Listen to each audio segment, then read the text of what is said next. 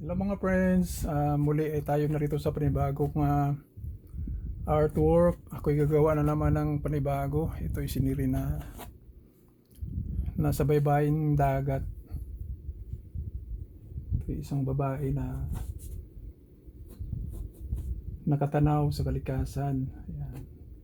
Subaybayan natin kung ano pang susunod na detalye nito. Sa pagpipinta, kailangan lang talaga ng tiyaga at hindi mainitin ang iyong ulo, at saka sa isang lugar na ikaw lang mag-isa, walang magdidisturbo sa iyo. Ayan, tayo nag-uumpisa na magkukulay sa ating background na muna ang unahin natin, guys. Hindi pwedeng unahin natin yung front object. Kailangan talaga ang background o backdrop ang unahin natin. Yan, mas pinipili kong gumamit ng medyo may kaliitang brush para makapenetrate yung paint sa canvas. Yan. Pwede rin malapad na brush ang ating gagamitin. Yan. Ayan. Tiyaga lang talaga. At saka color mixing. Ganyan. Pagka tayo'y gagawa ng horizon o sky, dagdagan natin ng konting light color, puti, magiging light blue na siya. Ngayon, nasa dagat naman tayo, color mixing lang talaga ang kailangan din, sikreto. Minsan kasi yung kulay ng dagat na medyo blue-green, kailangan natin ng maghalo ng mga 3 pintura dyan. Blue, at saka green, at saka white. Depende na rin sa iyong gustong kulay. Shading. Pagka may talent kayo, guys, hasain ninyo para mayroon namang pakinabang ang ibinigay sa inyong talento.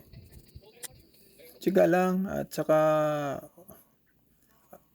huwag tayong magpabaya sa talento na ibinigay sa atin. Ayan, unti-unti na siyang nabubuo. Ayan.